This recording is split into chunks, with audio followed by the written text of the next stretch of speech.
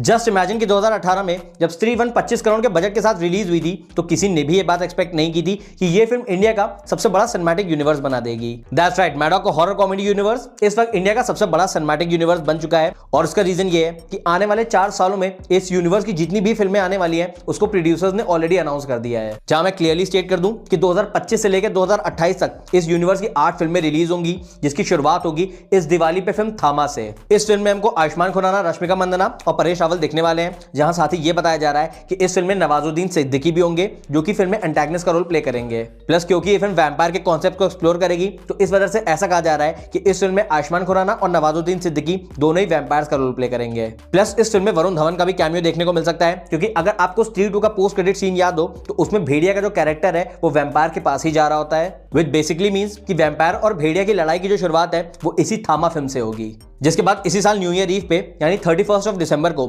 शक्ति Shalini film release होगी, जहां ऐसा बताया जा रहा है कि ये फिल्म इस हॉरर कॉमेडी यूनिवर्स में किसी नए कैरेक्टर को इंट्रोड्यूस करेगी। एंड एज ऑफ नाउ अभी तो फिल्म की स्टारकास्ट नहीं रिवील हुई है, बट फिर भी रूमर्स ऐसे हैं कि शक्ति शालिनी का जो कैरेक्टर है वो कियारा आडवाणी प्ले कर सकती हैं। अब मोस्ट प्रोबेबली ये कैरेक्टर पॉजिटिव होने वाला है, जिसके साथ ही 2025 का एंड हो जाएगा और उसके बाद नेक्स्ट इंडिपेंडेंस डे पे यानी 14 अगस्त को भेड़िया 2 फिल्म रिलीज होगी। इस फिल्म में ऑब्वियसली वरुण धवन के भेड़िया कैरेक्टर का कमबैक होगा, प्लस जो वैम्पायर और भेड़िया की लड़ाई है जिसकी शुरुआत मैंने बताया थामा से होगी वो भी इसी फिल्म में कंटिन्यू होगी, जिससे हम ये स्पेकुलेट कर सकते हैं कि इस फिल्म में हमको आयुष्मान खुराना भी दिखाई देंगे। बाकी इस फिल्म का एंड कहां होता है वो तो देखना काफी ज्यादा इंटरेस्टिंग होगा, बट कुछ र्यूमर्स तो ऐसे भी हैं कि इस फिल्म में कृति सैनन के कैरेक्टर का भी रिटर्न हो सकता है, क्योंकि ऑल्दो भेड़िया फिल्म में ऐसा हिंट तो दिया था कि अब उनका कैरेक्टर शायद नहीं बचा है, बट द फैक्ट कि उस कैरेक्टर की डेड बॉडी नहीं दिखाई गई तो उससे हम ये अंदाजा लगा सकते हैं कि हो सकता है कृति सैनन भी इस फिल्म में रिटर्न करें। तो इंडिपेंडेंस डे के बाद आएगा 4 दिसंबर 2026, जिस दिन इस यूनिवर्स की एक नई फिल्म चामुंडा रिलीज होगी। एज ऑफ नाउ तो इस फिल्म के बारे में भी बहुत ज्यादा इंफॉर्मेशन नहीं है, लेकिन फिर भी ये बताया जा रहा है कि इस फिल्म में चामुंडा का जो कैरेक्टर है वो आलिया भट्ट प्ले कर सकती हैं।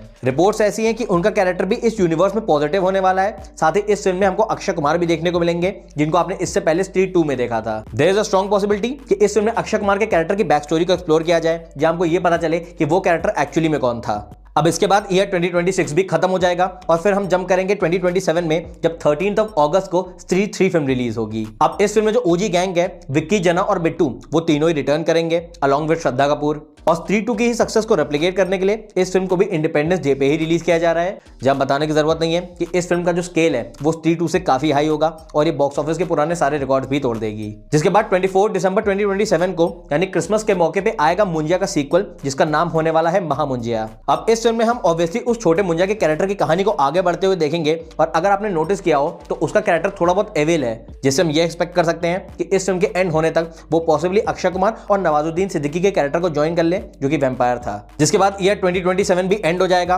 और फिर आएगा इस सिनेमैटिक यूनिवर्स का फाइनल ईयर जो कि है 2028, जब 11 अगस्त यानी इंडिपेंडेंस डे के मौके पे इसका पहला महायुद्ध होगा। अब ये film definitely infinity war type की होने वाली है, जहां इस यूनिवर्स के जितने भी पॉजिटिव कैरेक्टर्स हैं यानी स्त्री, भेड़िया, शक्ति शालिनी, चामुंडा, ये सारे ही इविल फोर्सेस से लड़ेंगे, जैसे कि अक्षय कुमार, नवाजुद्दीन सिद्दीकी और मुंजिया। और जैसा इन्फिनिटी वॉर का ट्रैक रिकॉर्ड रहा है, पॉसिबली इस फिल्म के एंड में जो हमारे हीरोज हैं वो एक्चुअली में हार जाने वाले हैं, जिसके सिर्फ 2 महीने बाद यानी 18 अक्टूबर 2028 को दिवाली पे आएगा इस महायुद्ध का सेकंड पार्ट, जिसको अभी टाइटल दिया गया है दूसरा महायुद्ध, और ये इस पूरे सिनेमैटिक यूनिवर्स की एवेंजर्स एंड गेम होने वाली है। ऑब्वियसली इस फिल्म में गुड वर्सेस इविल की लड़ाई होगी, जहां हमें इस सिनेमैटिक यूनिवर्स के सारे कैरेक्टर्स दिखाई देंगे, जहां ऑब्वियसली फिल्म के एंड तक इविल फोर्स हार जाएगी और हमारे जो हीरोज है वो जीत जाएंगे। लेकिन यहां पे एक इंटरेस्टिंग ट्विस्ट ये है कि मेरे हिसाब से इस फिल्म का नाम पहला और दूसरा महायुद्ध नहीं होने वाला है। आई गेस ये वर्किंग टाइटल्स हैं, क्योंकि मेकर्स ने अभी तक इन दोनों फिल्मों का नाम डिसाइड नहीं किया है। अब इसका कंक्लूजन हम ये निकाल सकते हैं कि शायद इस दूसरे महायुद्ध के बाद इस सिनेमैटिक यूनिवर्स का एंड हो जाएगा, या फिर ऐसी भी बहुत स्ट्रॉन्ग पॉसिबिलिटी है कि सिर्फ इसके फेज 1 का एंड हो, यानी ये एंड नहीं बल्कि नई बिगनिंग की तरह एक्ट करे और यहां से हॉरर कॉमेडी सिनेमैटिक यूनिवर्स की एक सेकंड फेज की शुरुआत होगी।